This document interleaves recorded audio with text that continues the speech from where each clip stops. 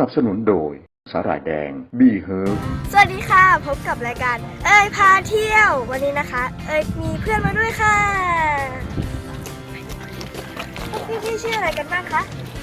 สวัสดีครับแบงค์ปฏิภาณนะครับ สวัสดีค่ะเยาวรการค่ะชื่ออะไรคะชื่อน้องวันวานค่ะชื่ออะไรครับชื่อ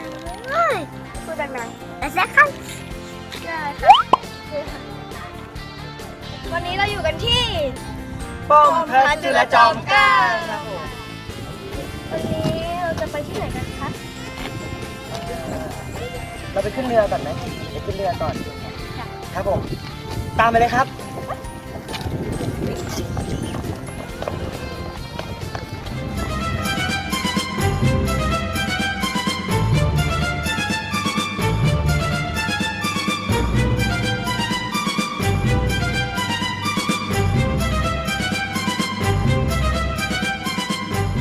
พี่เติมคะพี่เติมคะตอนนี้เราก็ขึ้นมาถึงชั้นบนแล้วนะคะไปกันก่อนวิวสวย เพื่อตรงนู้นน่าจะถ่ายรูปสวยนะอะไร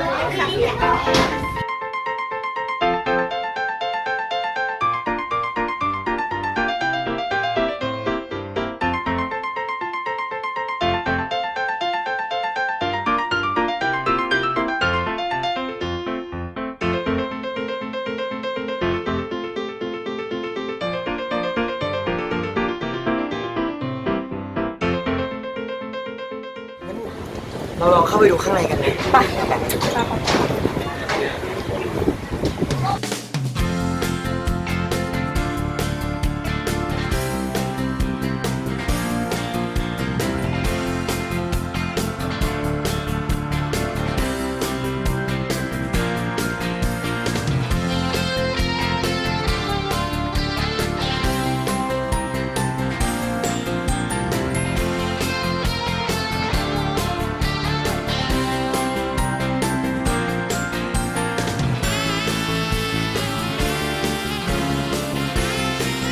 ใหญ่มาก มีห้องเยอะแยะเลยอ่ะ มันมีแบบมุมแอบมุมซ่อนด้วยนะเนี่ยถ้ามองไม่เห็นก็คือไม่รู้เลยนะ เป็นโซนแอบได้ เห็น พี่คนแดงเนี่ย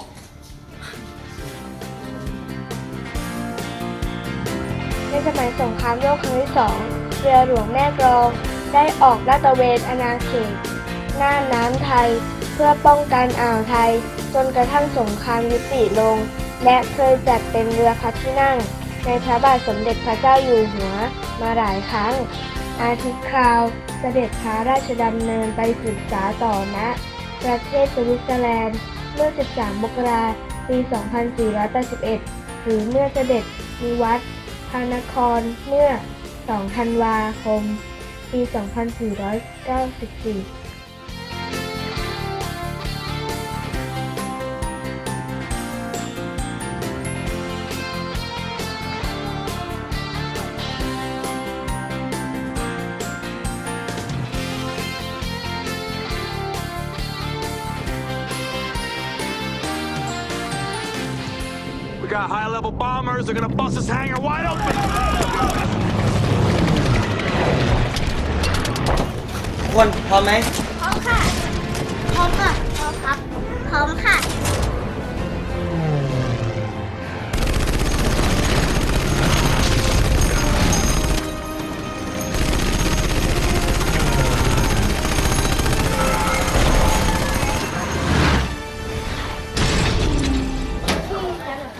แล้วก็เรือลำเนี้ยนะยังเคยใช้ในสงครามรบมหาบุรพาอีกด้วย แก่มากเลย ใช่ เป็นอันดับ 2 ของโลกอ่ะอยู่มานานมากนะ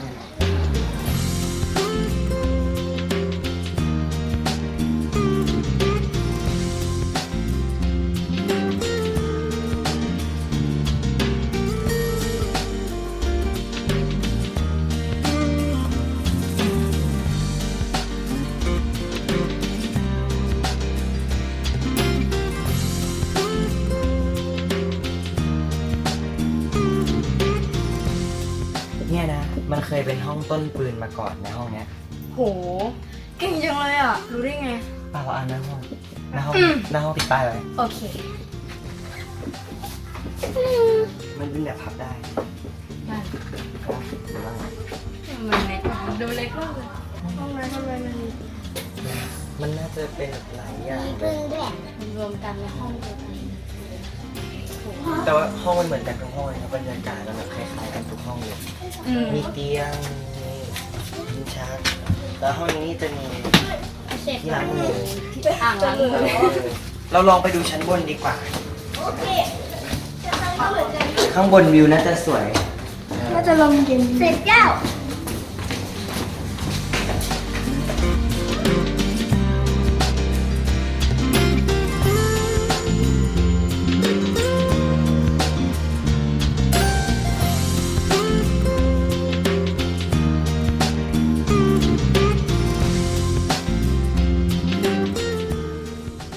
ป้อมพระจุลจอมเกล้าเรียกสั้นๆว่าป้อมพระจุลเป็นป้อมปราการทางน้ำตั้งอยู่ที่ตำบลแหลมฟ้าผ่าอำเภอพระสมุทรเจดีย์จังหวัดสมุทรปราการสร้างขึ้นเมื่อใดไม่พบหลักฐานแน่ชัด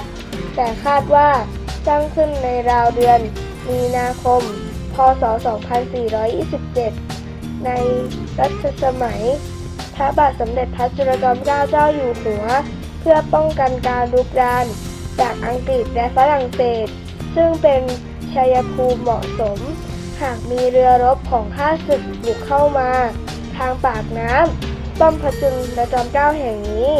สร้างเป็นป้อมปืนใหญ่แบบตะวันตกและได้ติดตั้งปืนใหญ่อาร์มสตรอง 152 มม. จำนวน 7 กระบอก เป็นอาวุธหลักของป้อม ทำให้ป้อมนี้เป็นป้อมปราการของสยามที่ทันสมัยในเวลานั้น